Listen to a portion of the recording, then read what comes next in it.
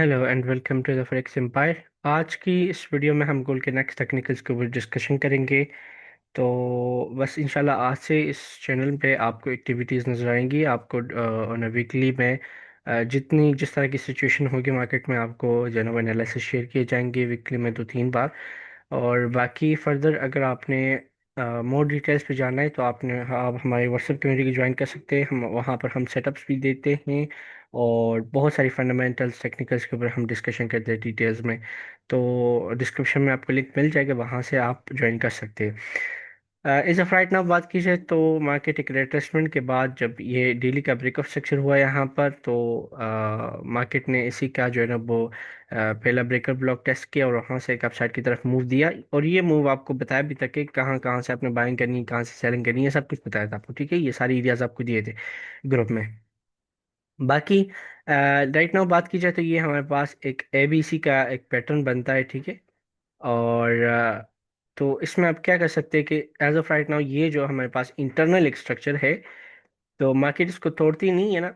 इस ये जो आपके पास एक सप्लाई मिलती है, इसको मार्केट अगर नहीं तोड़ती है ना, तो यहाँ से आपको एक अपसाइड की तरफ ऑल टाइम हाइस की तरफ जो है ना वो एक लॉन्गर टर्म के लिए एक सेटअप मिल सकता है। तो यहाँ से आपको मिनिमम से मिनिमम अगर बाइंग करना है तो H1 में जो है ना वो MSS देखना है आपने। ठीक है, चेंज ऑफ करेक्टर। और उसके बाद आप एक लॉन्गर टर्म के लिए जो है ना वो बाइंग कर सकते हैं। ठीक है।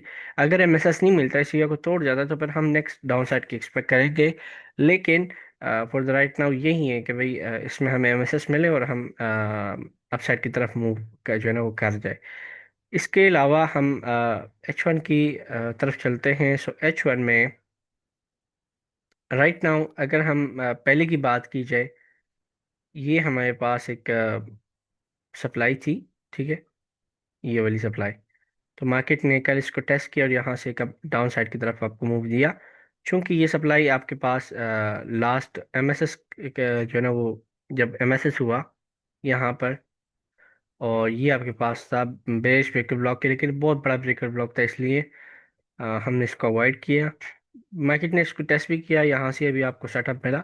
तो अच्छा है, M30 में आपको यहाँ से सेटअप मिल गया था। ठीक है। अभी हम क्या कर सकते हैं कि अगर H1 में ना, H1 में क्लोजिंग नीचे हो जाती है, यहाँ से आपको ब्रेकअप स्ट्रक्चर से पहले पहले ही आपके पास एक VG बन जाती है, तो फिर ये हमारे पास एक जोन बन जाएगा फॉर द सेलिंग। ठीक है।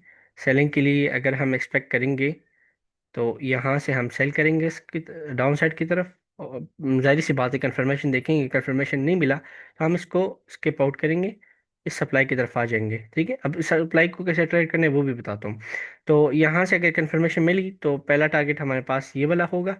और उसके बाद फर्दर डाउन साइड की तरफ जो टारगेट्स है वो आपके पास इन एरियाज की तरफ होंगे। मैं आपको जूम आउट करके दिखा देता हूँ। अच्छा, इन एरियाज की वैल्यूज भी बता देता हूँ आपको। तो ये एरियाज है 48 24 से लेकर 4802 तक का। और जो सेकंड एरिया है वो हमारे पास है 4776 से लेकर 4751 तक का। ठीक है। ये दो एरियाज हैं हमारे पास। गोल्ड इन केस इनमें से किसी भी एरिया के ऊपर जो है ना वो आ जाती है, सो यहाँ से हम बाइक एक्सपेक्ट करेंगे। आपने 5 मिनट में कंफर्मेशन देखना है और वहाँ से आपने बाइंग कर सकते हैं। कंफर्मेशन नहीं मिला बस इसको छोड़ दे। ठीक है। बाइंग कहाँ तक करनी है, तो फिर बाइंग आप M5 में कंफर्मेशन देखेंगे, M3 में। ठीक है। बाइंग करेंगे टूवर्ड्स जो रीसेंट M30 या H1 का लेवल होगा, वहां तक आप बाइंग करेंगे। ठीक है। और अगर वो भी जो है ना ब्रेक हुआ, तो फिर आप फर्दर जो है ना वो हाइस की तरफ ट्रेड करेंगे यहाँ तक, और फिर जो है ना वो H4 का जो ऊपर हाई पे सप्लाई है वहां तक। ठीक है। अच्छा, अब इसको देखते हैं कि पहले तो आपको बता दिया यहाँ से आपने कंफर्मेशन देखनी है, सेल करना है। ठीक है। अब सेकेंड एरिया में आपने क्या करना है। ठीक है। ये एक ज़रा सा अगर आपको पता है स्ट्रक्चर के बारे में, तो आप उसके जो है ना खूबी जानते होंगे। यहाँ पर ये एरिया टेस्टेड है, ये जो सप्लाई है आपके पास ऑलरेडी टेस्टेड है। ठीक है। अब इसमें हमें करना क्या होता है कि हमें लिक्विडिटी की जो है ना वो कॉन्सेप्ट्स यूज़ करने होते हैं यहाँ पर। ठीक है।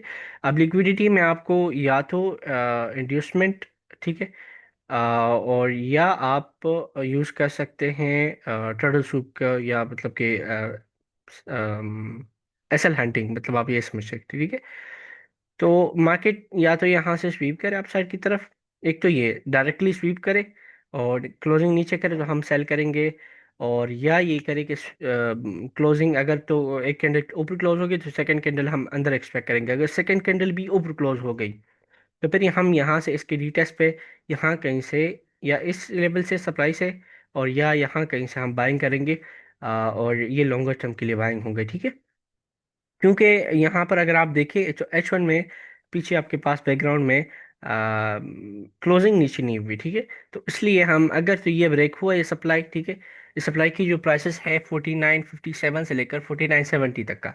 तो अगर इन केस क्या होता है कि ये ब्रेकआउट होता है तो इसकी रीटेस्ट पर हम कोई सेटअप देखेंगे और फिर फर्दर बाइंग जो है ना वो हमारे पास होगी, जो H4 की सप्लाई है, मतलब कि इन एरियाज के अराउंड तक, ठीक है।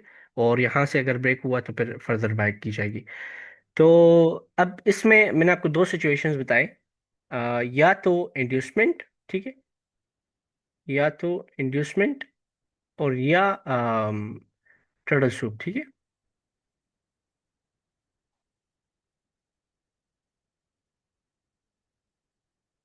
तो अब ये दो सिचुएशंस है, अगर तो पहले इंड्यूसमेंट हो गई तो फिर यहाँ कहीं से मार्केट आप अब सेल कर सकते हैं, पहला टारगेट यही होगा, ठीक है। अगर पहले इंड्यूसमेंट नहीं हुई एरिया इस एरिया तक आने में, तो फिर आपके पास एक्सपेक्टेड है कि लिक्विडिटी स्वीप होगी, ठीक है, क्लोजिंग नीचे और डाउन साइड की तरफ।